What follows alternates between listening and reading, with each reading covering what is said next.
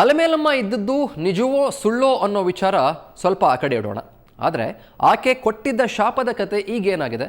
ಇಷ್ಟಕ್ಕೂ ಈಗ ತಲಕಾಡಲ್ಲಿ ಮರಳೇ ತುಂಬಿಕೊಂಡಿದೆ. ಜೊತೆಗೆ ಮಾಲಂಗಿ ಕೂಡ ಮಡುವಾಗ್ಬಿಟ್ಟಿದೆ. ಇದರ ಜೊತೆಗೆ ಮೈಸೂರಿನ ಅನೇಕ ದೊರೆಗಳಿಗೆ ಮಕ್ಕಳೇ ಆಗಿಲ್ಲ. ಹಾಗಾದರೆ ಇದೆಲ್ಲ ಅಲಮೇಲಮ್ಮನ ಶಾಪದ ಫಲನ ಅಥವಾ ಇವಕ್ಕೆಲ್ಲ ವೈಜ್ಞಾನಿಕ ಕಾರಣಗಳು ಏನಾದರೂ ಇವೆಯಾ? ಮಹಾರಾಣಿ ಅಲಮೇಲಮ್ಮನ ಶಾಪಾಂಶದ ಮೊದಲ 2 ಸಾಲುಗಳು ಪ್ರಕೃತಿಗೆ ಸಂಬಂಧಪಟ್ಟವು. ಮೂರನೇದು ಮನುಷ್ಯರಿಗೆ ಸಂಬಂಧಿಸಿದ್ದು. ತಲಕಾಡು ಅತ್ಯಂತ ಪ್ರಾಚೀನವೂ ಐತಿಹ್ಯಪೂರ್ಣವೂ ಆದ ಪಟ್ಟಣ. ಇವತ್ತು ತಲಕಾಡಿನಲ್ಲಿ ಸುಮಾರು 10 ಕಿಲೋಮೀಟರ್ನಷ್ಟು ವ್ಯಾಪ್ತಿಯವರೆಗೂ ಮರಳು ಆವರಿಸಿದೆ. ಇಲ್ಲಿನ ಕೆಲವರು ಹೇಳೋ ಪ್ರಕಾರ ಪತಿವ್ರತ ಶಿರೋಮಣಿ ಮಹಾರಾಣಿ ಅಲಮೇಲಮ್ಮ ಶಾಪ ಕೊಟ್ಟಳಲ್ಲ, ಅದರ ಪರಿಣಾಮವಾಗಿ 3 ದಿನಗಳ ಕಾಲ ಸತತವಾಗಿ ಮರಳಿನ ಧಾರಾಕಾರ ಮಳೆ ಸುರಿದಂತೆ. ಆ ಮರಳಿನ ಮಳೆಯ ದೆಸೆಯಿಂದ ಅಂದಿನ ತಲಕಾಡು ಪಟ್ಟಣ ಮರಳಲ್ಲಿ ಮುಳುಗಿ ಹೋಯಿತು. 14ನೇ ಶತಮಾನದ ಮಧ್ಯಭಾಗದಲ್ಲಿ ವಿಜಯನಗರದ ಅರಸರ ಮಂತ್ರಿ ಮಾಧವ ಮಂತ್ರಿ ಕಾವೇರಿ ನದಿಗೆ ಅಡ್ಡಲಾಗಿ ತಲಕಾಡು ಹತ್ತಿರ ಕಟ್ಟಿಸಿದ್ದ ಎನ್ನಲಾದ ಒಂದು ಅಣೆಕಟ್ಟು ಇದೆ. ಅದೇ ಮಾಧವ ಮಂತ್ರಿ ಅಣೆಕಟ್ಟು. ತಲಕಾಡಿನಲ್ಲಿ ಮರಳು ಶೇಖರಣೆಗೊಳ್ಳೋದಕ್ಕೆ ಈ ಅಣೆಕಟ್ಟೆ ಕಾರಣ ಅನ್ನೋದು ಕೆಲವರ ವಾದ. ಅಲಮೇಲಮ್ಮನ 2ನೇ ಶಾಪಾಂಶ ಮಾಲಂಗಿ ಮಡುವಾಗ್ಲಿ ಅನ್ನೋದು. ಸದ್ಯಕ್ಕಂತೂ ಮಾಲಂಗಿಯಲ್ಲಿ ಸುಳಿಯೊಂದು ಏರ್ಪಟ್ಟು ಅದು ಮಡುವಿನಂತೆ ಕಾಣುತ್ತೆ. ಇದು ಅಲಮೇಲಮ್ಮನ ಶಾಪದ ಎಫೆಕ್ಟ್ ಅನ್ನೋದು ಇತಿಹಾಸಕಾರ ಚೆಲುವರಾಜು ಅವರ ವಾದ. ಮಾಲಿಂಗಿ ಅಂತಕ್ಕಂಥ ಹೋಗಿ ಪರಿಶೀಲನೆ ಮಾಡಿ ನೋಡಿದರೆ ನಾವು ರಭಸದಿಂದ ಈ ಶಾಪ ಕೊಟ್ಟ ಮೇಲೆ ರಭಸದಿಂದ ಬಂದಂಥ ಕಾವೇರಿ ನದಿ ಆ ಊರನ್ನು ಮುಳುಗಿಸಿರ್ತಕ್ಕಂಥದ್ದು ಸತ್ಯವಾಗಿರ್ತಕ್ಕಂಥ ವಿಷಯ. ಈ 3 ವಿಷಯಗಳು ಕೂಡ ನಡೆದಿರ್ತಕ್ಕಂಥದ್ದು ಒಂದೇ ಕಾಲಮಾನದಲ್ಲಿ. ಆ ಕಾಲಮಾನ ಯಾವುದಪ್ಪ ಅಂದರೆ 1610ನಿಂದ 1700. ಈ ಕಾಲಮಾನದಲ್ಲಿ ಇದು ನಡೆದು ಈ ಕಾಲಮಾನದಲ್ಲಿ ಆಕೆ ಶಾಪ ಕೊಟ್ಟಿರೋಣದ್ರಿಂದ ಈ ಘಟನಾವಳಿಗಳ ಸತ್ಯಾಸತ್ಯತೆಯನ್ನು ಪರಿಶೀಲನೆ ಮಾಡಿ ಅನೇಕರು ಹೇಳಿರೋದ್ರಿಂದ ಈ ಶಾಪದ ಫಲದಿಂದಲೇ ಹೀಗಾಗಿದೆಯಾ ಇಲ್ವಾ ಅಂತಕ್ಕಂಥದ್ದನ್ನ ತಾವೇ ನಿಷ್ಕರ್ಷೆ ಮಾಡಬೇಕು. ಆದರೆ ವಿಜ್ಞಾನಿಗಳ ಪ್ರಕಾರ ತಲಕಾಡಿನ ಮರಳು ದಿಬ್ಬ ಹಾಗೂ ಮಾಲಂಗಿಯ ಮಡುವಾಗುವಿಕೆಯು ಕಾವೇರಿ ನದಿಯ ಸಹಜ ಪ್ರಕ್ರಿಯೆಗಳೇ ಆಗಿವೆ. ಮಾಲಂಗಿ ಹೇಗೆ ಮಡುವಾಯಿತು ಅನ್ನೋದನ್ನು ನಂಜರಾಜ ಅರಸ್ ಅವರ ಮಾತುಗಳಲ್ಲೇ ಕೇಳಿ. ಕಾವೇರಿ ನದಿ ಹರಿದು ಬರುತ್ತೆ, ಬರೋ ದಾರಿನಲ್ಲಿ ಅಡ್ಡವಾಗಿ ಮುಡುಕ್ತಾರೆ, ಬೆಟ್ಟ ಸಿಗುತ್ತೆ. ಬೆಟ್ಟನ ಅದು ಕೊಚ್ಚಾಕೋಕ್ಕಾಗಲ್ಲ, ನದಿ ಅದನ್ನು ಬಳಸ್ಕೊಂಡು ಅದರ ಪಕ್ಕದಲ್ಲಿ ಹರಿದು ಬರುತ್ತೆ. ಬಂದು ನೇರ ಮಾಲಂಗಿಗೆ ಬಂದು 90 ಡಿಗ್ರಿ ತಿರುಗುತ್ತೆ. 90 ಡಿಗ್ರಿ ತಿರುಗುವಾಗ ಆ ಫೋರ್ಸು ಡೈವರ್ಟ್ ಆಗುತ್ತಲ್ಲ, ಅಲ್ಲಿ ಸುಳಿ ನಿರ್ಮಾಣ ಆಗುತ್ತೆ ಸಹಜವಾಗಿ. ನೇರ ಹೊಡೆದು ತಿರುಗಿದಾಗ ಮಾಲಂಗಿಯಲ್ಲಿ ಅದು ಒಂದೇ ಒಂದು ಜಾಗದಲ್ಲಿ ಆಳವಾದ ಮಡುವಿರೋದು.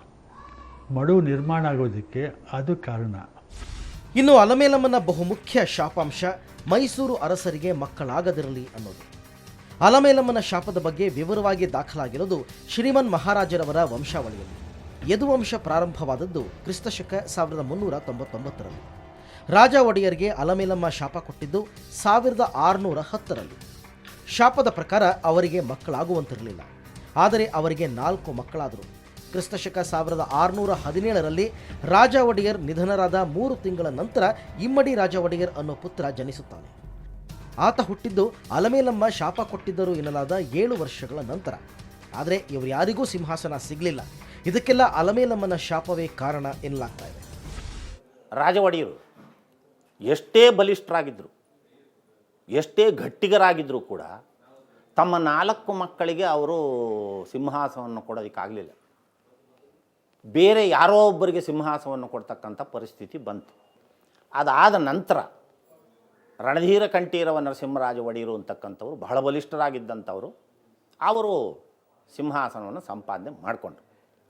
ಅವರಿಗೆ ನೇರವಾಗಿ ಸಂತಾನ ಇಲ್ಲ. ಅಲ್ಲಿಂದ ಶಾಪ ಹಂತ ಹಂತವಾಗಿ ತಗಲಿ ಇಂದಿನವರೆಗೂ, ಅಂದರೆ ರಾಜ ಒಡೆಯರಿಂದ 1610ನೇ ಇಸ್ವಿಯಿಂದ ಇವತ್ತಿನವರೆಗೂ 2013ನೇ ಇಸ್ವಿವರೆಗೂ 17 ತಲೆಗಳು ರಾಜ್ಯಭಾರ ಮಾಡಿದ್ದಾರೆ. ಅಲಮೇಲಮ್ಮನ ಶಾಪ ತಟ್ಟಿದೆ ಎನ್ನಲಾದ ಮೊದಲ ದೊರೆ ರಾಜ ಒಡೆಯರ್ ಯದುವಂಶದ 9ನೇ ದೊರೆ. ಇನ್ನು ಈ ವಂಶದ ಕೊನೆಯ ದೊರೆ ಜಯಚಾಮರಾಜೇಂದ್ರ ಒಡೆಯರ್, ಈ ವಂಶದ 25ನೇ ದೊರೆ. ಈ ನಡುವೆ ರಾಜ್ಯಭಾರ ಮಾಡಿದ ಅನೇಕ ದೊರೆಗಳಿಗೆ ಮಕ್ಕಳಾಗಿವೆ. ಹಾಗಾಗಿ ಅಲಮೇಲಮ್ಮನ ಶಾಪ ಅನ್ನೋದೇ ಸುಳ್ಳು ಅನ್ನೋದು ಮತ್ತೊಂದು ವಾದ. ಮುಮ್ಮಡಿ ಕೃಷ್ಣರಾಜ ಒಡೆಯರ್ ಕೇಸಿಗೆ ಬಂದರೆ ಅವರ ಪಟ್ಟದ ಮಹಾರಾಣಿಗೆ ಮಕ್ಕಳಾಗಿಲ್ಲ, ಆದರೆ ಬೇರೆ ಮಹಾರಾಣಿಯರಿಗೆ ಮಕ್ಕಳಾಗಿವೆ, 2 ಗಂಡು ಮಕ್ಕಳಿದ್ದಾರೆ, ಆದರೂ ಅವರು ದತ್ತು ತಗೊಳ್ತಾರೆ. ದರ್ಸರಾಜ್ ಒಡೆಯರ್ಗೆ ಮಗು ಇದೆ, ಚಿಕ್ಕ ವಯಸ್ಸಲ್ಲೇ ಮಗು ಸಾಯುತ್ತೆ. ಇಲ್ಲಿ ಇನ್ನೊಂದು ಇಂಟರ್ಪ್ರಿಟೇಷನ್ ಹೇಳ್ಬಿಡ್ತಾರೆ ನಮ್ಮ ಜನ, ಸ್ವಂತ ಮಗನಿಗೆ ಮಗು ಆಗೋಲ್ಲ, ದತ್ತು ಮಗನಿಗೆ ಮಗು ಆಗುತ್ತೆ ಅಂತ. ಈ ಅಲ್ಮೇಲಮ್ಮನ ಶಾಪ ಸ್ಪಷ್ಟವಾಗಿರೋದು ಮೈಸೂರು ರಾಜರಿಗೆ ಮಕ್ಕಳಾಗೋದಿರಲಿ, ಅಂದರೆ ಸ್ವಂತ ಮಗನಿಗೆ ಮಕ್ಕಳು ಆಗಬಾರ್ದು, ದತ್ತು ಮಗನಿಗೆ ಮದುವೆ ಆಗಬೇಕು ಅಂತ ಈ ಫುಟ್ ನೋಟ್ ಯಾರು ಬರೋದ್ರೂ ಗೊತ್ತಿಲ್ಲ. ಸ್ವಂತ ಮಗನಿಗೂ ಮಕ್ಕಳಾಗಿವೆ, ದತ್ತು ಮಕ್ಕಳಿಗೂ ಮಕ್ಕಳಾಗಿವೆ, 1-2 ಕೇಸಲ್ಲಿ ಆಗದೆ ಇರಬಹುದು. ಅದಕ್ಕೆ ಕಾರಣಗಳು ಕೆಲವಿರ್ತವೆ. ಒಡೆಯರ್ ವಂಶದ ಸದ್ಯದ ದೊರೆ ಶ್ರೀಕಂಠದತ್ತ ನರಸಿಂಹರಾಜ ಒಡೆಯರ್. ಇವರು ಮೈಸೂರನ್ನ ಆಳಿದ ಕೊನೆಯ ದೊರೆ ಜಯಚಾಮರಾಜೇಂದ್ರ ಒಡೆಯರ್ ಹಾಗೂ ಅವರ 2ನೇ ಪತ್ನಿ ತ್ರಿಪುರ ಸುಂದರಿ ಅಮ್ಮಣ್ಣಿ ಅವರ ಏಕೈಕ ಪುತ್ರ.